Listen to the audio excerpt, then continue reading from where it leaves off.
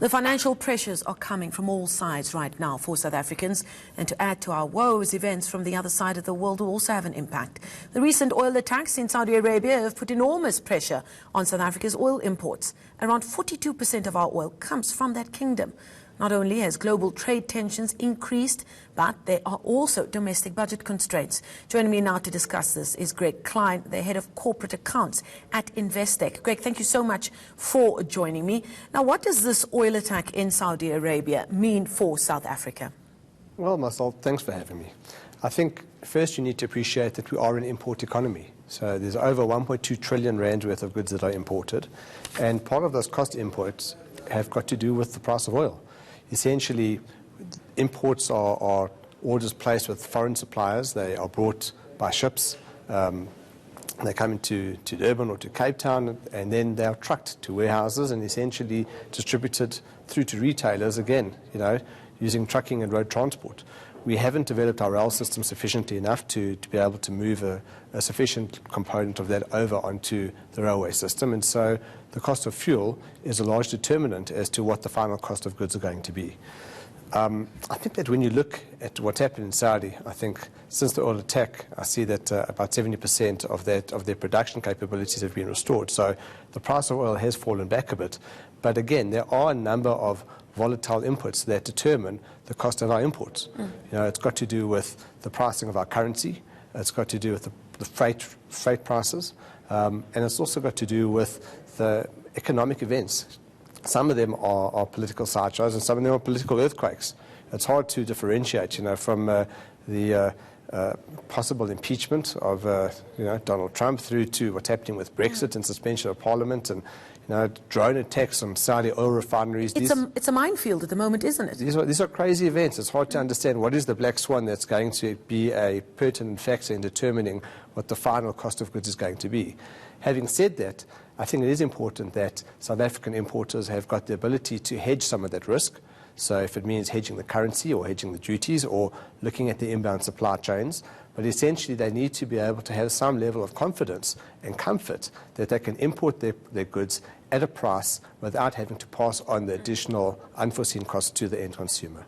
And the end consumer would be amongst the people that are watching us right now who perhaps will see that news happening internationally and would think, yes, but what would that impact be on little old me and this economy that we're struggling to keep together?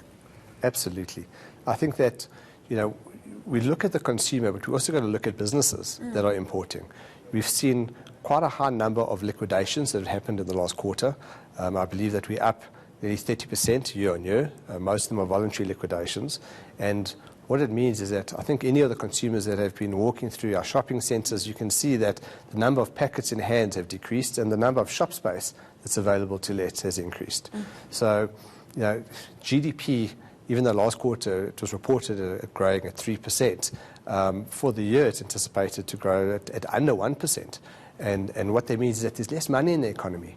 So when you look at businesses that need to stimulate the economy, essentially it really comes down to what is it going to translate to in terms of working capital needs.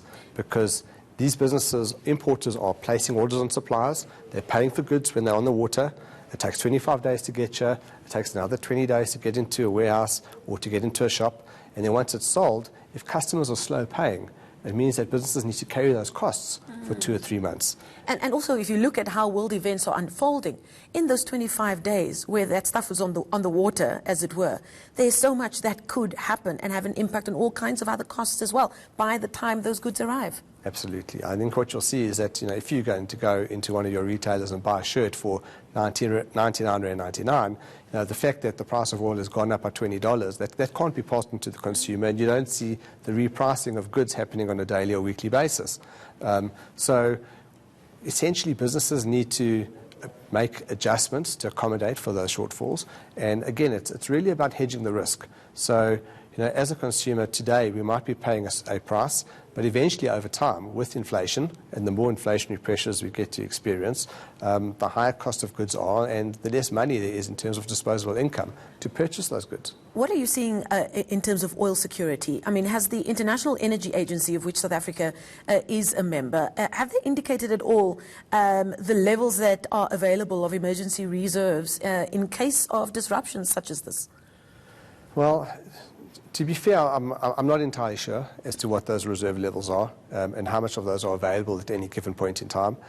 What we have seen is that there is sufficient capacity to ensure that our imports can be managed efficiently. It really just becomes a costing discussion. So, capacity constraints, that's not really the issue that's topical at this stage. It's really just a question of price and how much of that is going to be passed on to the consumer. And we unfortunately are at the whim of all the big guns who are fighting amongst themselves on the other side of the world.